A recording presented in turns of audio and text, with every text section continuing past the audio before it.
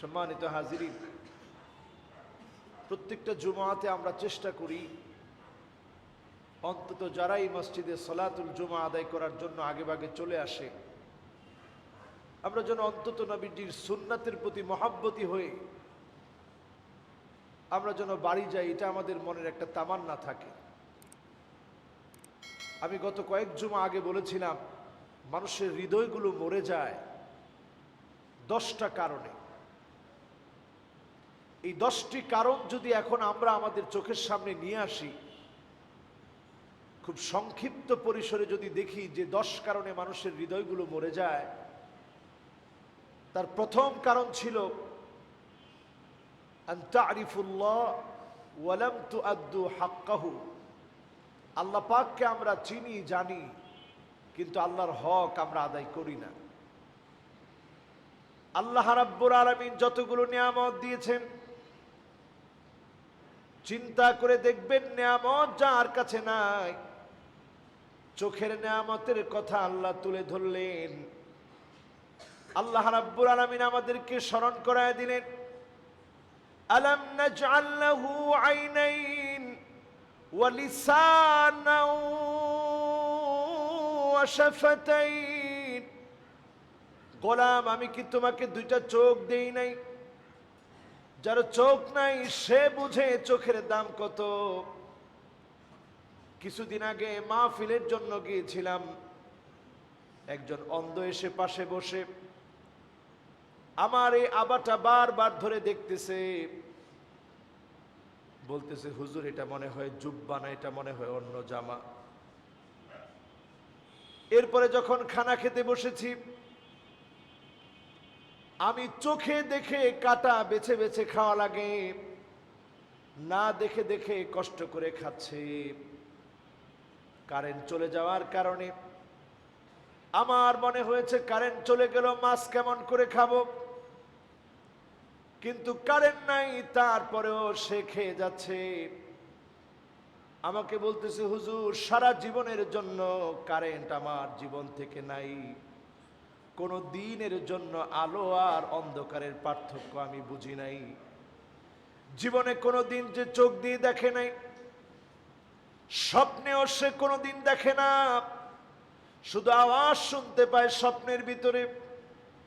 চিন্তা করে দেখেন, যখন আমি আপনি ঘুমিয়ে যাই, অন্ধকারাচ্ছন্ন একটা জগতের মধ্যে প্রবেশ করি, ওই জগতের ভিতরেও যিনি আলোকময় কত রকমের জগতের ভিতরে নিয়ে যায়, কত কিছু আমার সামনে চোখের সামনে তুলে ধরেন, তিনি কে?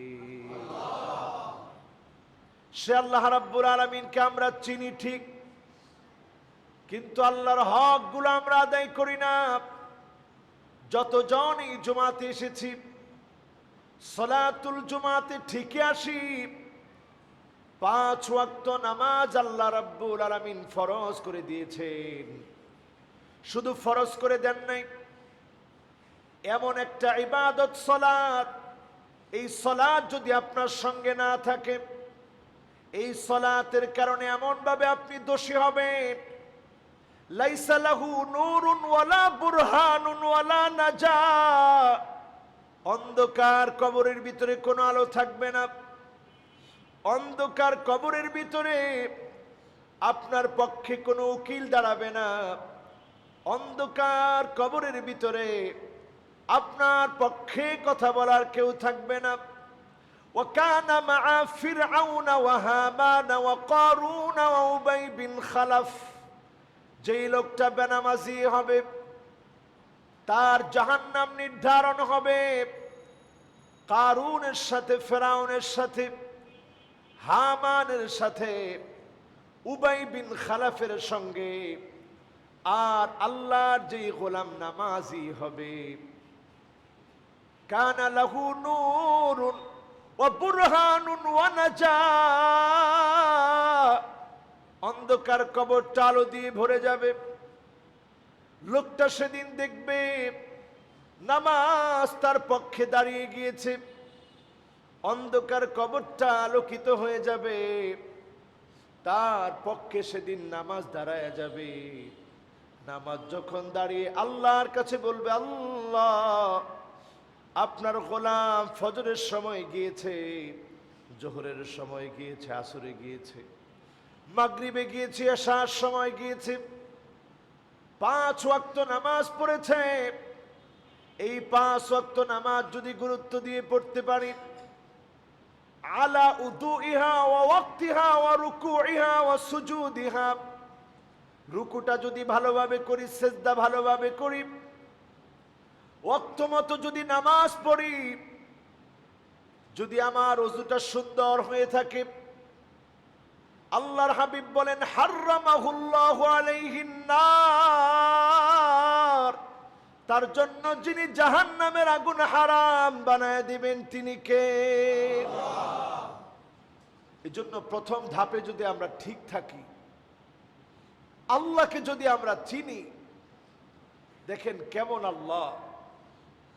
আপনার গায়ে একটা সুই ফুটলে, আপনার হাতের ভিতরে একটা কাঁটা বিঁধে গেলে, আপনার গলার ভিতরে একটা কাঁটা বিঁধে গেলে, একটা কাঁটার আঘাত যদি আপনার শরীরের ভিতরে লাগে, পেরেশানি যদি আপনাকে পেয়ে বসে, ব্যবসায়িক ক্ষতি যদি আপনাকে পেয়ে বসে, মোবাইলটা কোথায় রাখলেন আপনার এখন মনে নাই, খুঁজতে গিয়ে আপনি পেরেশান হলেন, এই পেরেশানির কারণেও যিনি বান্দার গুনাহ মাফ করে দেন তিনি কে? হাদিসের মধ্যে এসেছে মা ইউসিবুল মুসলিমা মিন নাসাবিন ওয়ালা ওয়াসাবিন ওয়ালা হাম্মিন ওয়ালা হুজনিন ওয়ালা গাম্মিন হাত্তা শাওকাতি ইউশাকুহা ইল্লা কাফফারাল্লাহু বিহা মিন খাতায়া। আল্লাহর গোলাম, তার শরীরে যদি একটা কাঁটাও বিধে, সে যখন শব্দ উচ্চারণ করে, শব্দ উচ্চারণ করার আগেই যিনি তার গুনাহ মাফ করে দিয়ে জান্নাতের দরজা তার জন্য বুলন্দ বানায় দেয় তিনি কে? যে মালিক আমার সবচেয়ে কাছের, সবচেয়ে আপন, যার কাছে মনের দুঃখ বলা যায়, যার কাছে বলতে গেলে মানুষ কেঁদে ফেলে, অশ্রু সিক্ত হয়, হৃদয়টা কেমন যেন ভেঙে চুরমার হয়ে যেতে চায়, এমন এক মালিক আমাদের আছে, এমন একটা কান্নার জায়গা আমাদের আছে, যেই জায়গাতে কাঁদলেও জাহান্নামের আগুন যিনি হারাম বানায় দেন তিনি কে? আইনান লা তামাসসুহুমান নার, 2 চোখের জন্য জাহান্নামের আগুন হারাম। আইনুন বাকাত মিন খাশিয়াতিল্লাহ, যেই চোখ আমার আল্লাহর জন্য কাঁদবে, আল্লাহর কথা মনে করে কাঁদবে, নিজের গুনাহগুলার কথা স্মরণ করে কাঁদবে, আল্লাহ আমি অনেক গুনাহগার, যেই চোখগুলা আল্লাহর কথা স্মরণ করে গুনার ভয়ে কাঁদবে।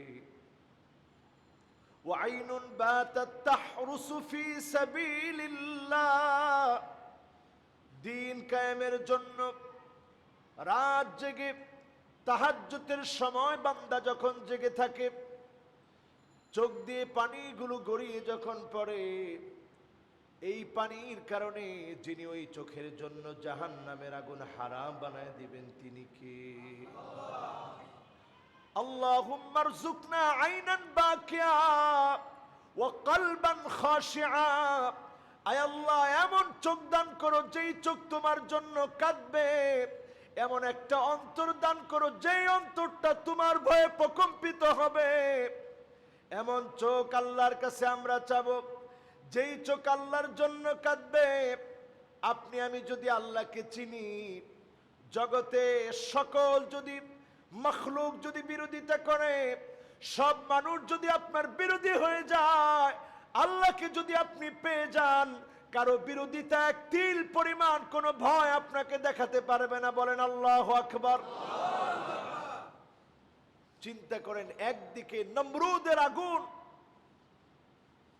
আরেকদিকে নবী ইব্রাহিম আলাইহিস সালাতু ওয়াস সালামের এমন ঈমান, আইয়ুলকা ফিন নারি ফায়ুহাক, আগুনে ফেলে দিবে, পুড়িয়ে ফেলবে, এরপরেও নবী ইব্রাহিম আলাইহিস সালাম এক চুল ঈমানের পথ থেকে নড়বে না। আল্লাহু আকবার। কারণ নবী ইব্রাহিম আলাইহিস সালাম চিনে নিয়েছে এমন মালিককে, তিনি কে? এই জায়গাটা যদি আমাদের ঠিক থাকে, সিদকান মিন কলবিহি, আমরা যারা মুসলমান হয়েছি বুঝে শুনে যদি আমরা মুসলমান হই, ইমানের দাবিতে যদি সত্যবাদী হতে পারি, আমাদের জন্য যিনি জাহান্নামের আগুন হারাম বানায় দিবেন তিনি কে?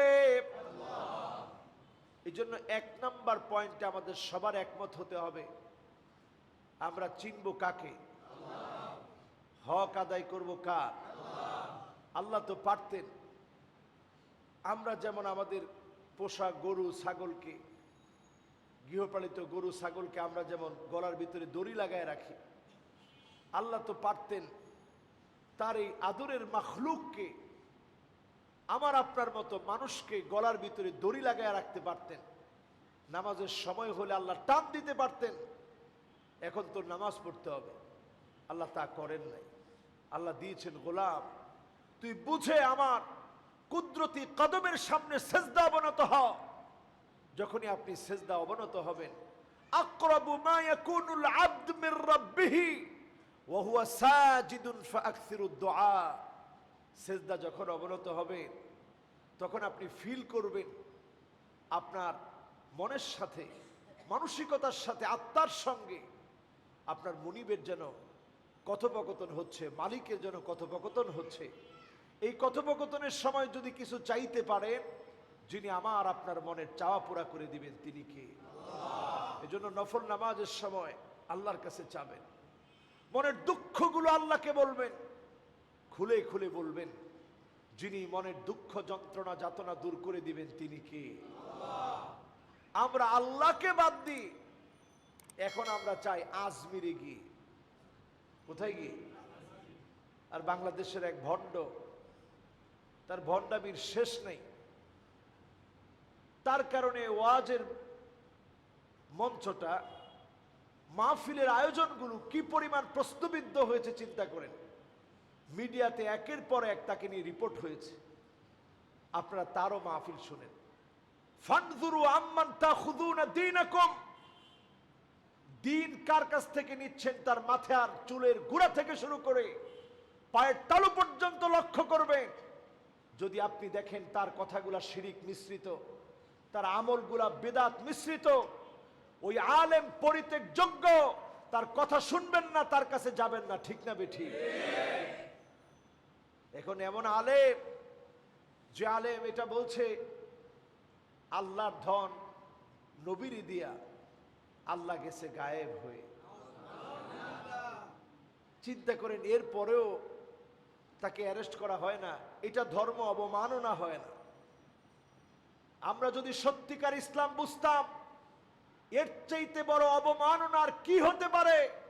আল্লাহর ধন যদি নবীকে দিই, আমার আল্লাহ যদি গায়েব হয়ে যেতে হয়, আল্লাহ হাইয়ুন কাইয়ুম, চিরস্থায়ী চিরঞ্জীব, কোন 1 সেকেন্ডের জন্য তিনি গায়েব হতে পারে না। ঠিক না বেঠিক?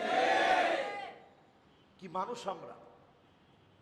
এরপরে ওই ভণ্ড বক্তা আরো বলেছে, নবীর ধন আবার খাজারে দিয়া, খাজা এখন শুয়ে আছে আজমিরে, কেউ ফিরে না খালি হাতে। আচ্ছা, খাজা আজমির থেকে আমাদেরকে কিছু দিতে পারে? যে দিতে পারেন তিনি কে? এটা কি মন থেকে বলতেছেন? কোন জিন্দা, কোন মুর্দা, কোন পীর কাউকে কিচ্ছু দিতে পারে না, একমাত্র যিনি দিতে পারেন তিনি কে? এই জায়গাটা যদি পরিষ্কার না হয়, আজকে থেকে পরিষ্কার করে নেন। না হলে মনে করেন যত ইবাদত আপনার হবে, বিদআত এবং শিরক মিশ্রিত ইবাদতের কারণে এই ইবাদত দাঁড়িপাল্লায় ওজন হবে না, ফেলে দেওয়া হবে। আপনার আমার ইমানটা এত দামি, সিদকান মিন কলবিহি, এই ইমানের এত বড় দাবি, এত বড় দামি ইমান আজকে যদি কয়েকটা বক্তার কারণে নষ্ট হয়ে যায়, এটাকে আমরা হতে দেব? চিন্তা করেন মুসলমান, এমন ওয়াজ পর্যন্ত করে, এরপরেও আমরা বাহাবা দিই। যারা এসে মানুষকে ওয়াজের নামে হাসির খোরাক দেয়, যারা ওয়াজের মঞ্চে বসে মানুষকে ক্রিটিসাইজ করে, গালিগালাজ করে কথা বলে, এই জাতীয় বক্তাদেরকে পরিহার করতে হবে। এদের সঙ্গে সত্যিকার সুন্নতের সুন্নিয়তের কোনো সম্পর্ক নাই। এরপরে আমার ভাইয়েরা দ্বিতীয় নাম্বারে, ওয়া আনতুম তাকরাউনাল কুরআন ওয়া লাম তা'মালু বিহি, কোরআন কারীম আমরা পড়ি ঠিক, কিন্তু কোরআন অনুযায়ী জীবন গড়ি না।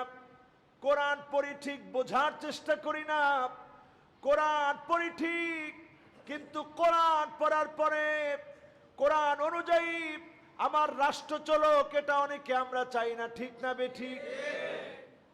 সব বুঝি, কিন্তু এইটাও বুঝি যে কোরআন দিয়ে রাষ্ট্র চললে আমার সুদ, আমার ঘুষ, আমার জুলুম, আমার নির্যাতন, অন্যায়, অবিচার, দর্শন, এগুলা কোনোটাই থাকবে না।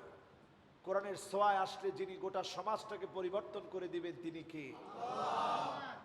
এর প্রমাণ আল্লাহ রাব্বুল আলামিন আগ থেকে শুরু করে আজ পর্যন্ত রেখে দিয়েছেন। যখনই আমরা কোরআন মানি, এই যে আমরা এখন মসজিদে আসছি, কোরআন এবং হাদিসের কথা চলছে, আমাদের মধ্যে শৃঙ্খলা নিয়ম আছে না নাই? আমরা যখন মাহফিলে যাই, কোরআন হাদিসের কথা যখন হয়, আমাদের মধ্যে ভালোবাসা, নিয়মতান্ত্রিকতা থাকে কি থাকে না? ধর্মীয় এই মহাব্বত যেমন মসজিদে আসলে থাকে, আমরা যদি এই কোরআনের মহাব্বত হৃদয়ে গেঁথে নিই, আমরা যদি সমাজ পরিবর্তনের জন্য, সমাজ নির্মাণের জন্য সিদ্ধান্ত নিতাম, যিনি এই সমাজটাকে পরিবর্তন করে দিতেন তিনি কে? এরপরে আমার ভাইরা তিন নম্বরে, ওয়া আনতুম তুহিব্বুনা নাবিয়াকুম, তোমরা তোমাদের নবীকে ভালোবাসো, ওয়া তারাকতুম সুন্নাতাহু, নবীর সুন্নতগুলো তোমরা ছেড়ে দাও। একটু চিন্তা করেন, নবীর মহব্বত আমাদের প্রত্যেকের আছে না নাই? প্রত্যেকেরই আছে। এই পয়েন্টে এসে আমি কিছু কথা বলতে চাই। নবীর সুন্নতের মহব্বত আছে, নবীর মহব্বত আছে, কিন্তু সুন্নত মানি না। কিন্তু আমাদের সমাজে দেখবেন, সুন্নত না মানলে কি হবে, বেদাত করার ক্ষেত্রে কিন্তু আমরা একটু পিছিয়ে না, বরং বেদাত করার ক্ষেত্রে যারা সুন্নত মানছি না, বেদাত করার ক্ষেত্রে তারা পূর্ণ অগ্রসর। এমন লোক আছে না নাই? কারণ আপনি যখনই বেদাত করবেন, তখন শয়তান আপনাকে ফুসলায় উঠাবে, করো। বেদাতের এক নাম্বার কুফল হচ্ছে পথভ্রষ্টতা। যারা বিদআত করবে, কুল্লু বিদআতিন দালালাহ ওয়া কুল্লু দালালাতিন ফিন্নার, সকল বিদআত হচ্ছে পথভ্রষ্টতা, আর সকল পথভ্রষ্টতা হচ্ছে জাহান্নামে যাওয়ার কারণ। এখন পথভ্রষ্টতা, বেদাতি কর্মকাণ্ড আমাদের ভিতরে আছে না নাই? আমরা যে বেদাতগুলো করি, রাসূল করেছেন একরকম, আমরা করি আরেক রকম। দ্বীনের ভিতরে এমন কাজ ঢুকিয়ে দিই যেটা দ্বীনের মধ্যে ছিল না। এই বেদাতের কারণে আল্লাহর কাছে আপনাকে দাঁড়াতে হবে। আলেমদের ভিতরে ঐক্য হয় না শুধু বেদাতের কারণে। আমরা মুসলমানরা ঐক্যবদ্ধ হতে পারি না বেদাতের কারণে। কারণ বেদাতিরা দেখবেন, যখনই ঐক্য হতে চায়, ঐক্য হওয়ার একটা পরিবেশ তৈরি হয়, বেদাতিরা বারবার মুসলমানদের ঐক্যের ভিতরে ফাটল ধরায় দেয়। ঠিক না বেঠিক?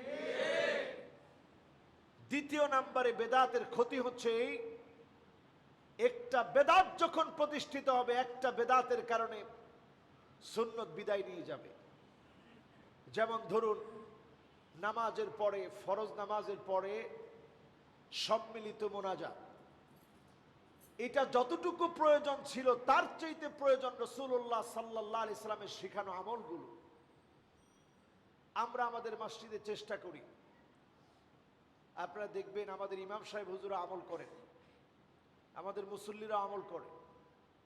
অন্তত যদি আয়াতুল কুরসিটুকু আপনি পড়েন, নবীজি বলছেন, লাম ইয়ামনাহু মিন দুখুলিল জান্নাহ ইল্লা আইয়ামুত, আয়াতুল কুরসি যে পড়বে, চক্ষুটা বন্ধ হতে দেরি হবে, যিনি জান্নাত দিতে দেরি করবেন না তিনি কে? আল্লাহ। ব্যক্তির মাঝে আর জান্নাতের মাঝে, জান্নাতে যাওয়ার এতটুকুন পার্থক্য, দুনিয়াতে থেকে তো জান্নাতে যাওয়া যায় না। চোখ বন্ধ হতে দেরি হবে, যিনি জান্নাত দিতে দেরি করবেন না তিনি কে? আল্লাহ।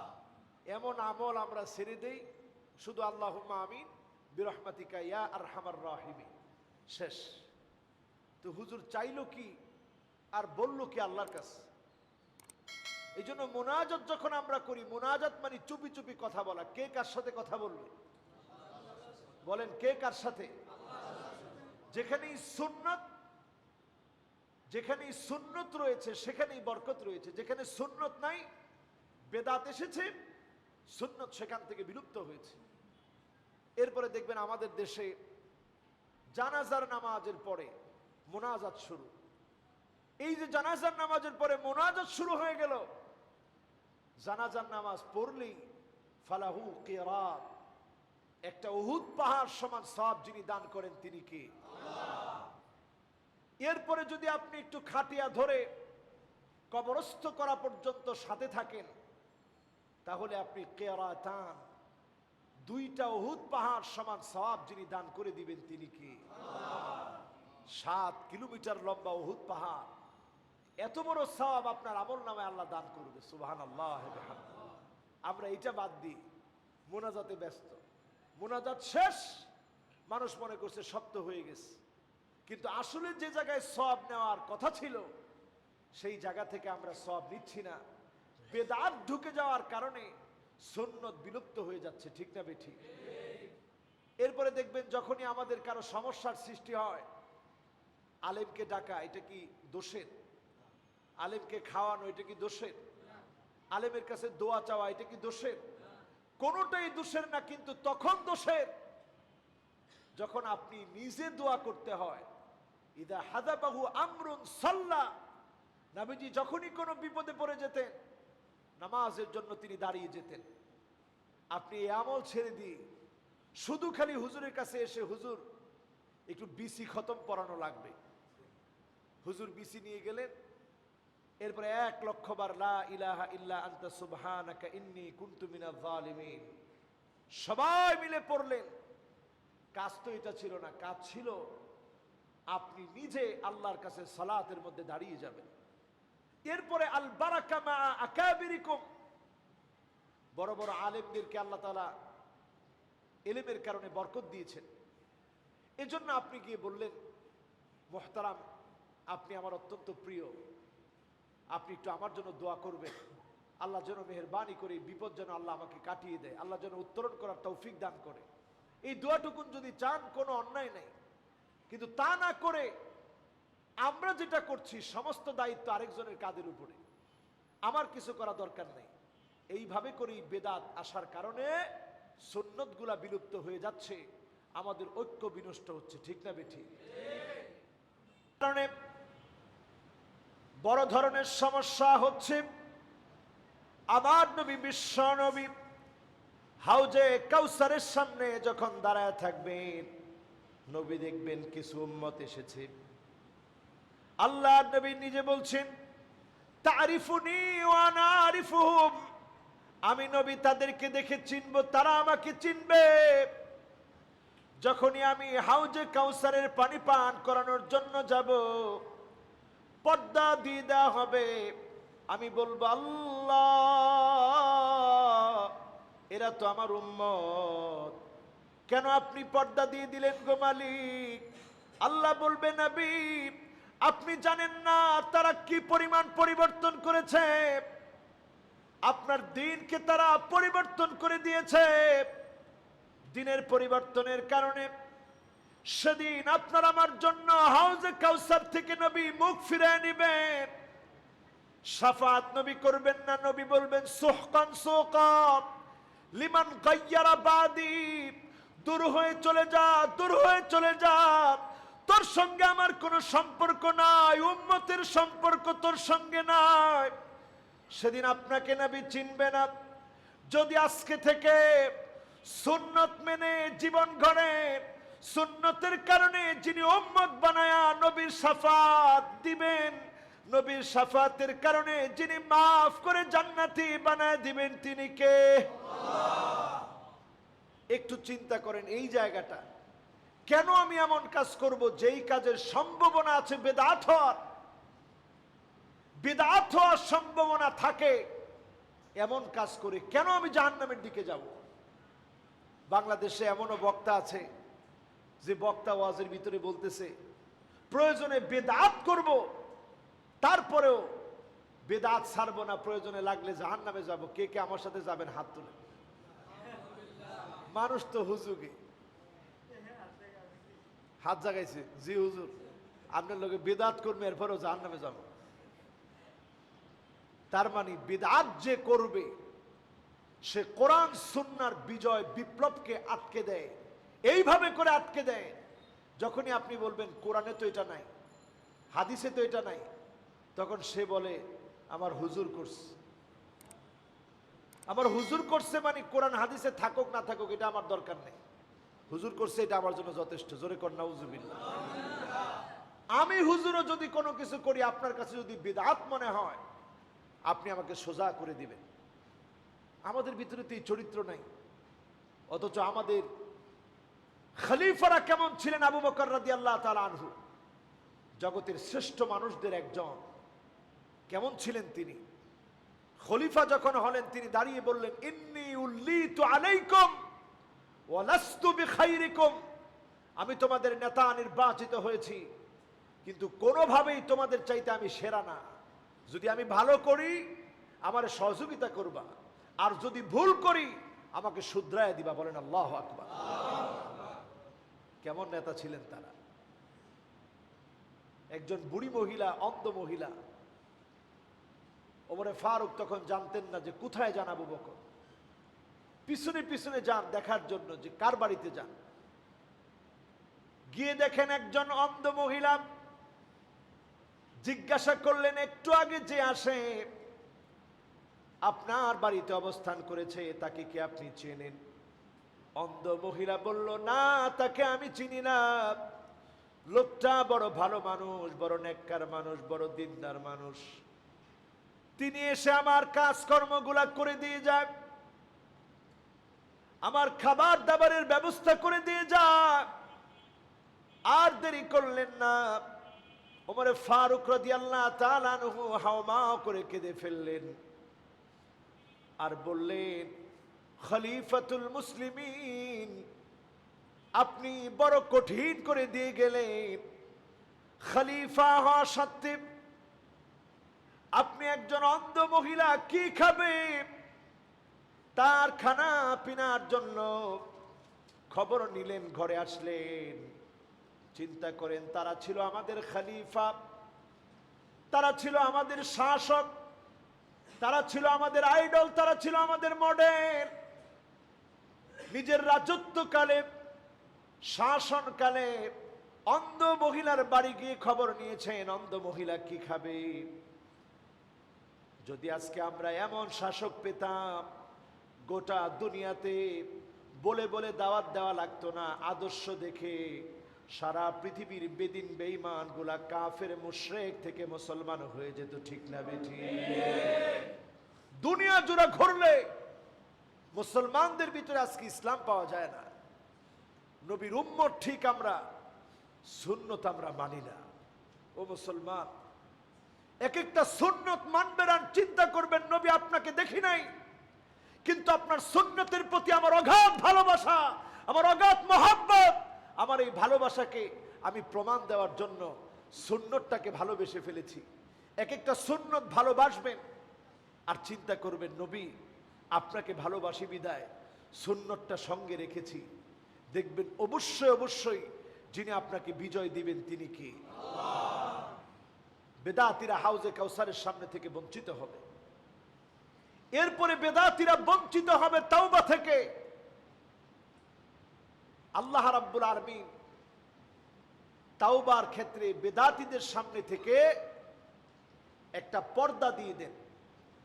হাজাবাত তাওবা সাহিবি কুল্লি বিদআতিন, প্রত্যেক বেদাতির চোখের সামনে একটা পর্দা পড়ে যায়। এমন পর্দা পড়ে যায়, ইন্নাল্লাহ হাজাবাত তাওবা, এমন একটা পর্দা ফেলে দেন। বেদাতি মনে করে আমার অনেক বড় পাগড়ি, পাগড়ির কালারের শেষ নাই, অনেক বড় জুব্বা, কত কিছু আমি করি, আমার তো কোনো তাওবার দরকার নাই। এজন্য মদখোর জেনাকার তারা তওবা করে, কিন্তু ওই বেদাতির জন্য ইন্নাল্লাহ হাজাবাত তাওবা, তার তওবার মধ্যে আল্লাহ পর্দা ফেলে দেয়, জন্য বেদাতি তওবা করতে পারে না। ঠিক না বেঠিক? বেদাতি তওবা করতে পারে না। তওবা না করি শেষ পর্যন্ত বেদাতি দুনিয়া থেকে বিদায় নেয়। এরপরে দেখবেন যারা বিদআত করে তাদের বেদাতটা সবসময় জিতে থাকার জন্য, মানে আমার জিতে থাকতে হবে। কথায় কথায় বলে আসেন বহস করি। আচ্ছা, বহস দিয়ে যদি দিন বিজয় হতো, রসুল কয়টা বহস করছেন? আল্লাহর রসুল যদি বহস করতেন, আল্লাহ জিব্রিলকে পাঠায় দিয়ে উত্তর দিয়ে দিতেন। উত্তর দিতে কেউ পারত? বলেন পারত? রসুল যদি বহস করতে চাইতেন, এটাই যদি দিন বিজয়ের মাধ্যম হতো, রসুল কয়দিন পরে পরে ডাকতেন, এই কাফেররা আসো বহস করি, আজকে বহস হবে, তোমরা জিতো না আমরা জিতি দেখি। রসুল তা করেন নাই। এটা দিন কায়েমের পদ্ধতি না। আমরা বহসে বিশ্বাসী না। এখানে যে কথাগুলো বললাম, অনেকগুলো মিডিয়াও আছে, এই কথাগুলো ছড়িয়ে যাওয়ার মধ্য দিয়ে আমরা কোনো বিভেদ চাই না। আমরা কেন বেদাত করে জাহান্নামের দিকে যাব? আমরা চাই আল্লাহর জান্নাত অর্জন করতে, জাহান্নামের আগুন হারাম বানাতে। আল্লাহ যেন কবুল করে, পড়ে না আমি। মুসলমান ঐক্যবদ্ধ হতে চায়, ঐক্য বিনষ্টের জন্য বেদাত দায়ী। যখনই বেদাতিরা দেখে ঐক্য হবে, আস্তে তারা দূরে সরে যায়, তখন তারা আমাদেরকে ওয়াহাবি বলে গালি দেয়। এমনও বলে যে ওয়াহাবির ক্ষেত থেকে কোনো গরু খাইছে ঘাস, ওই ঘাস খাওয়া গরু, ওই গরুর গোশত যদি আপনি খান, তাহলে আপনিও ওয়াহাবি ওয়াহাবি ওয়াহাবি। এই হচ্ছে তাদের কথা। আমরা এই জাতীয় কথার সাথে কখনো একমত না। আমরা চাই এই পৃথিবীতে আল্লাহ তাআলা মুসলমানদেরকে ঐক্যবদ্ধ করে দিক, পড়ি আমিন। ঐক্যবদ্ধ হওয়ার মানদণ্ড হবে সুন্নাত। যেই পয়েন্টটা থেকে আমি সেখানে গেলাম, সেটা হচ্ছে আমরা নবীকে মহাব্বত করি, কিন্তু নবীর সুন্নত মানি না। নবীর সুন্নতের জন্য আমার যতটুকু দরদ, এর চাইতে বেশি দরদ ওই বেদাতটা বাস্তবায়ন করার জন্য। ঠিক কি না? বেদাত করতে পারলে কি খুশি, বেদাতের জন্য প্রয়োজনে জীবন দিবে। কিন্তু আল্লাহর নবীকে যখন বিরুদ্ধাচরণ করে কার্টুন ছাপানো হয়, নবীকে বিরুদ্ধাচরণ করে গালিগালাজ যখন করা হয়, তাদেরকে রাজপথে পাওয়া যায় না, বরং আল্লাহর নবী প্রেমিক সত্যিকার নবীর উম্মতদেরকে রক্ত দেওয়ার জন্য পর্যন্ত পাওয়া যায়। ঠিক না বেঠিক? সুতরাং আজকের এই জুমা থেকে এতটুকুন কথাকে আমরা বলতে পারি, জীবনে যতদিন বাঁচব সুন্নতটা সামনে নিয়ে এসে জীবন রাঙাবো, পরিবর্তন করব, পরে ইনশাআল্লাহ। এরপরে 4 নম্বরে আমার ভাইরা, ওয়া আনতুম তারিফুন আন্না শাইতান আদুওয়াকুম। এই কথা আমরা সবাই জানি, শয়তান আমার আপনার জন্য দুশমন। ওয়া ওয়াফাকতুমুহু, জেনে শুনে শয়তানের পদাঙ্ক আমরা অনুসরণ করি, জেনে শুনে শয়তানের পথে আমরা পা বাড়াই দেই। যতজন আজকের জুমাতে এসেছেন, আজকে থেকে ডানে বামে সামনে পিছনে সব দিক থেকে যখন শয়তান ওয়াসওয়াসা দিবে, আপনি ইস্তেগফার করবেন, তাওবা পড়বেন, আউযু বিল্লাহি মিনাশ শাইতানির রাজিম পড়বেন, মালিকের কাছে আশ্রয় চেয়ে নেবেন, যিনি শয়তানের ওয়াসওয়াসা থেকে হেফাজত করবেন তিনি কে। আর মনের ভিতরে একটা ছবি অঙ্কন করবেন যে আল্লাহ আপনার জান্নাতের ভিতরে, এক একটা জান্নাতের বাড়ির ভিতরে 4টা করে দরজা। এই দরজা তো আল্লাহ আমার লাগবে। আমি কেমন করে খারাপ একটা ভিডিও দেখি, আমি কেমন করে খারাপ একটা গান শুনি, আমি কেমন করে খারাপ একটা ডান্স দেখি, এটা তো আমার কাজ না। আমার তো কাজ হবে আল্লাহর জান্নাতের 4 দিকের 4টা দরজা দিয়ে ফেরেশতারা ঢুকবে আর বলবে, সালামুন আলাইকুম তিবতুম ফাদখুলুহা খালিদিন। জান্নাতে প্রবেশ করো, চিরস্থায়ী জান্নাত। আল্লাহর সালাম লও, আমাদের পক্ষ থেকে শান্তি আল্লাহ রাব্বুল আলামিন তোমাদের উপরে নাজিল করে দিক, আমাদের পক্ষ থেকে সালাম গ্রহণ করো। এইভাবে করে করে চারদিকের দরজা দিয়ে ঢুকবে আর সালাম সালাম বলে বলে ঢুকবে। বলেন আল্লাহু আকবার। আমরা কি সেই জান্নাতের জন্য প্রতিযোগিতা করতে রাজি ইনশাআল্লাহ? ওয়াসারিউ ইলা মাগফিরা, ক্ষমার দিকে দৌড়ানো দরকার। ক্ষমা কোথায় পাওয়া যায়, কোন রাস্তায় পাওয়া যায়, ওই রাস্তায় দৌড়ানো উচিত। এরপরে আমার ভাইয়েরা, পঞ্চম নম্বরে যে কারণে হৃদয়গুলো মরে যাচ্ছে, কারণটা হচ্ছে ওয়া আনতুম তুহিব্বুনাল জান্নাহ ওয়া লাম তা'মালু বিহি। আমরা সকলেই চাই যে জান্নাতটা আমার হোক, কিন্তু জান্নাতের কাজ আমরা করি না। জান্নাতে যাওয়ার জন্য কিছু কষ্ট করা লাগে দুনিয়ার জীবনে। এই কষ্টটুকুন যদি আপনি উত্তীর্ণের সাথে করতে পারেন, যিনি আপনাকে জান্নাতি বানাবেন তিনি কে? আল্লাহ। 6 নম্বরে ওয়া আনতুম তাকরাহুনান নার ওয়া লাম তুরহিবু বিহি। আমরা ঘরের ভিতরে আগুন লাগলে আগুন আগুন বলে যেভাবে দৌড়ে পালাই, জাহান্নামের আগুন থেকে এইভাবে দৌড়াই না। চোখের খেয়ানত করি, কানের খেয়ানত করি, হাতের খেয়ানত করি, পায়ের খেয়ানত করি, জবানের খেয়ানত করি। আল্লাহ সেদিন ধরবে, আল্লাহর সামনে সেদিন দণ্ডায়মান হওয়া লাগবে। সেদিন কেউ কারো কাজে আসবে না। ইয়াউমা লা ইয়ানফাউ মালু ওয়ালা বানুন ইল্লা মান আতাল্লাহা বিকলবিন সালিম।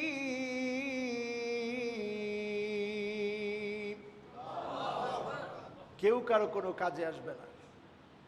সেদিন আপনি যদি একটা নিরাপদ মন নিয়ে দাঁড়াতে পারেন, আল্লাহরে বলতে পারেন, আল্লাহ আমি কিচ্ছু করি নাই, আপনার গোলাম হওয়ার একটু চেষ্টা করেছিলাম, এতটুকু যদি বলতে পারেন, নিরেট একটা ঈমান নিয়ে যদি বিদায় হতে পারেন, যিনি সেদিন আপনাকে আমাকে জান্নাতের মালিক বানায় দিবেন তিনি কে?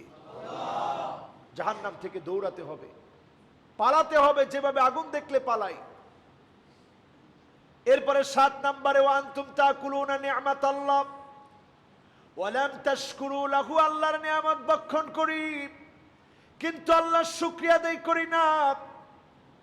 কয়জন মানুষ নিয়ামত খেয়ে শুকরিয়া আদায় করেন? নিয়ামত পাওয়ার পরে শুকরিয়া আদায় করেন, বেতন পাওয়ার পরে যেমন খুশি হয়ে যান, সুস্থ আছেন এমন খুশি হন, কারণ সুস্থতা যিনি নিয়ামত হিসাবে দিয়েছেন তিনি কে? কত নাম্বার? 8 নম্বরে আমার ভাইয়েরা, যেই কারণে হৃদয়গুলো মরে যাচ্ছে, হৃদয় জাগ্রত করার জন্য খেয়াল করবেন 8 নম্বরে ওয়া আনতুম তাশতাগিলুনা বিউয়ুবিন নাস। মানুষের দোষ নিয়ে আমরা থাকি। ওয়া তারাকতুম আনফুসাকুম, নিজের দোষের কথা আমরা ভুলে যাই। এমন লোকের সংখ্যা কম না বেশি? আমার কত দোষ, এটা রাত্রি আপনি একটু কল্পনা করেন। আল্লাহ আমি কত অপরাধী, আল্লাহ আমি কত গুনাহগার, আল্লাহ আমি কত অন্যায় করেছি, আমার চোখ কত খেয়ানত করেছে, আমার হাত কত খেয়ানত করেছে। এটা চিন্তা করলে আপনি আরেকজনের দোষ খুঁজবেন কখন? এরপরে 9 নম্বরে ওয়া আনতুম তারিফুনা আন্নাল মাউতা হাক্কুন। তোমরা সবাই জানো মৃত্যু হবে, কিন্তু ওয়ালাম তাস্তাইদ্দু লাহু, মৃত্যুর জন্য তোমরা প্রস্তুতি নেও না। আমরা মনে করি আরো 5-7 বছর 10 বছর তো অন্তত বাঁচব। ইন্না হায়াতাকা কদ তাজুলু কামিসলি শামস। সূর্য যেমন আসরের পর থেকে নিয়ে মাগরিবের আগ পর্যন্ত ডলতে থাকে ডলতে থাকে, একটা পর্যায়ে যেমন ডুবে যায়, আমাদের জীবন সূর্যটা হঠাৎ করে ডুবে যাবে। জীবনের এই বেলায় এসে চিন্তা করেন আর কতটুকুন আমরা বাঁচব। এ আমার ক্ষুদ্র জীবনে এমন কতবার হয়েছে আমি মনে করেছি আর বাঁচব না। যিনি আরেকটা চান্স দিলেন, সুযোগ দিলেন জীবন পরিবর্তনের জন্য, তিনি কে? সর্বশেষ যে কারণে হৃদয়টা মরে যায় সে কারণটা হলো এই, ওয়া আনতুম তাদফানু মাউতাকুম। তোমরা হাত দিয়ে তোমাদের নিজের মাকে কবরস্থ করো, নিজের বাপকে কবরস্থ করো, নিজের দাদাকে কবরস্থ করো, নিজের দাদিকে কবরস্থ করো, আপন মানুষগুলাকে তোমরা দাফন করো, কিন্তু দাফন থেকে তোমরা শিক্ষা গ্রহণ করো না। যদি এই মৃত্যু থেকে আমরা শিক্ষা নিতাম, এই শিক্ষার কারণে যিনি আমার আপনার জীবনটা পাল্টায় দিতেন, বদলায় দিতেন, তিনি কে? খেয়াল করবেন, যেই কবরে এখন আপন আত্মীয়রা আছে, এই কবরটা একদিন আপনারও ঠিকানা হবে। জামাটা যে গায়ের মধ্যে থাকে, সেদিন একটা ছবি দেখে আমি কয়েক মিনিট হতবাক হয়ে তাকিয়েছিলাম আর কেঁদেছি। একটা মানুষ মরে পচে আছে, তার জামাটা এখনো ঠিক আছে, প্যান্টটা ঠিক আছে, 200 টাকার একটা প্যান্ট, ওই প্যান্টটা পচে নাই। 200 টাকার একটা শার্ট, ওই শার্টটা পচে নাই। কিন্তু এমন মানুষ আমরা, 200 টাকার প্যান্টের আগে দেহ পচে গলে মিশে যাচ্ছে, এরপরও আমাদের চিন্তা হয় না কোন দেহের জন্য, কোন দুনিয়ার জন্য, কোন জৌলুসের জন্য, কোন খ্যাতির জন্য, কিসের কিসের পিছনে আমরা ছুটছি। 200 টাকার প্যান্ট আমার আগে পচে যায়, 200 টাকার শার্ট আমার আগে পচে যায়, আমার জামা পচে যাচ্ছে, আমার জামাটা ঠিক আছে, আমার দেহটা তার আগে পচে যায়। 200 টাকার একটা প্যান্ট, একটা পাঞ্জাবি, একটা জামা আমার গায়ে থাকলে ওইটা টিকে থাকে, কিন্তু মানুষটা পচে গলে মাটির সাথে মিশে যায়। যখন দাফন করা হয়, কাপড়টা দেখবেন এরপরেও ঠিক থাকে, কিন্তু মানুষটা মিশে যায়, তার প্রত্যেকটা অঙ্গ প্রত্যঙ্গ মিশে যায়, পোকায় খেয়ে ফেলে, একটা সময় পোকাও মিশে যায়। সেই মানুষ তো আমরা, কিসের অহংকার আমাদের? একটু যদি চিন্তা করি, এমন মানুষকে আল্লাহ পাঠিয়েছে, ওয়া কাররামনা বানি আদম, সবচেয়ে সম্মানিত করেছে আমার আল্লাহ। সে আল্লাহরে সেজদা দিব না, কারে সেজদা দিব? সে আল্লাহর দিকে আসবো না, কার দিকে আসবো? এইভাবে যদি চিন্তা করি, আল্লাহ পাক অন্তরগুলাকে আবার জাগ্রত করে দিবে। আমি আজকের এই আলোচনা থেকে প্রথমে চাচ্ছি আল্লাহ যেন আমার অন্তর জাগ্রত করে দেয়, আপনাদের সকলের হৃদয়গুলোকে যেন আল্লাহ জাগ্রত করে দেয়। পড়ে আমি আল্লাহ তাআলা আমাদের কথাগুলোর উপরে আমল করার তৌফিক আল্লাহ দান করুক। ওয়া সাল্লাল্লাহু আলা সাইয়্যিদিনা মুহাম্মদ ওয়া আলা আলিহি ওয়া সাহবিহি আজমাইন। যারা এখনো ক্বাবলাল জুমা আদায় করেন নাই, সকলে ক্বাবলাল জুমা আদায় করেন।